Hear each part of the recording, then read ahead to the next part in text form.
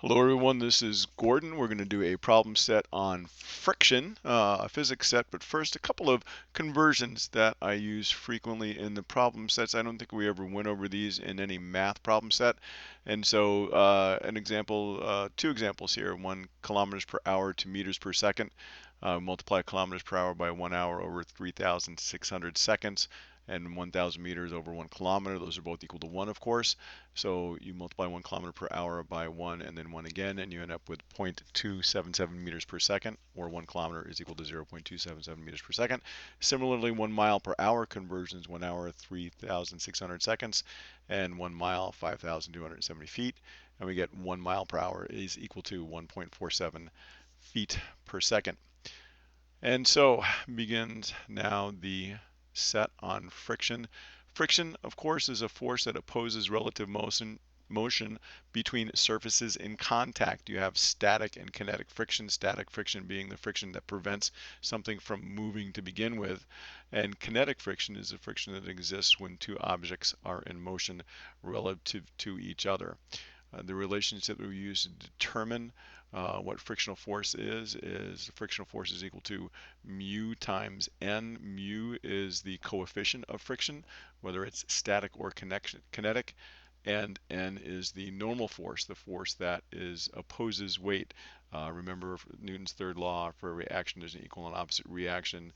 A mass presses down on a table, the table presses back. That's the normal force. And so first problem, in an 80 kilogram wooden crate rests on a horizontal floor. If mu sub s, the coefficient of static friction, is 0.5, how much force is required to set the crate in motion? As always, draw a picture. You have a crate resting on the floor, a weight of 80, or a mass of 80 kilograms. And the force, of course, is going to be, in order to get the crate in motion, exactly equal to the frictional force. And the normal force again opposes the weight, and with F being equal to the frictional force, we have the frictional force equal to mu sub s times n. N is going to be equal, of course, since it's related to the weight, mass times the acceleration constant. And so the frictional force will equal, then plugging in our number, 0.5 times 80 kilograms times 9.8 meters per second squared. And when we punch in all the numbers, the frictional force then is given as 392 newtons. And that's the first problem. Second problem, a force of 200 newtons is just sufficient to start a 50 kilogram steel trunk moving across a wooden floor. Find the coefficient of static friction. So we're given a force of 200 newtons, a mass of 50 kilograms, and we need to find mu sub s. As always, draw a picture. Floor, one crate. What are the forces acting on the crate? Well, there's weight always, which is equal to mass times the gravitational constant, the reactive force, the normal force, the force that we're looking for, or the force that's given actually, 200 newtons, and the frictional force is the force that opposes that. And so here, since it's sufficient just to start, or just sufficient to start the trunk moving, the force 200 newtons will equal the frictional force. So 200 newtons will equal F sub F, or mu sub S times N, and of course being equal to mass times gravity. And so we solve that for mu sub S, and we get 200 newtons divided by the given 50 kilograms times the gravitational constant, 9.8 meters per second squared. And when we plug the numbers into the calculator, we come up with an answer of 0.41. And of course, this is unitless. If you take a look, we're dividing units by newtons. Problem number 3, how much force is needed to keep a 1,500 kilogram car moving at constant velocity on a level concrete road? We use mu sub k, coefficient of kinetic friction, as 0.004. We're looking for the force, of course, and we're given a mass of 1,500 kilograms. If the velocity is constant, then that means there is no net force on the vehicle. And so that means that the force that is driving the car forward is equal to, in magnitude, the force that's retarding the car, the frictional force. All right, draw a picture as always. My car isn't the coolest looking car in the world, but the weight of the car, as always, mass times gravity. The force that reacts or opposes that is the normal force. The force forward is the force that's driving the car, and the frictional force is the one that is retarding the motion of the car and is equal to the force, providing no net force or constant velocity. And so we have F is equal to F sub F, or mu times N, and of course that's mu sub K.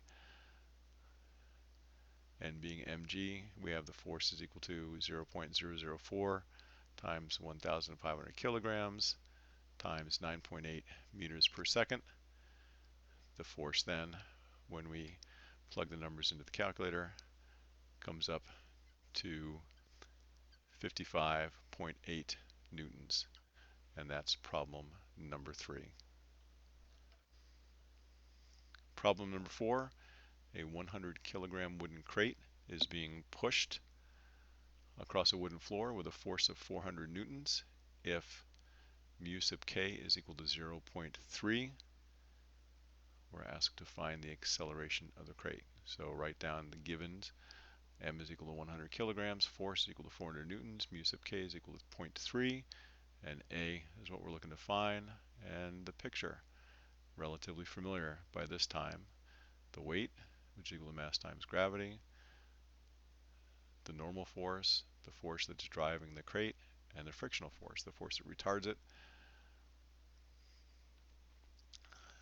Since the crate is accelerating, the forces are not balanced, and so F total is going to equal the force that's driving the crate minus the retarding force, the frictional force, or 400 newtons times, or 400 newtons minus 0.3 times 100 kilograms times the gravitational constant, or mu times m times g, which we've seen in the first few problems.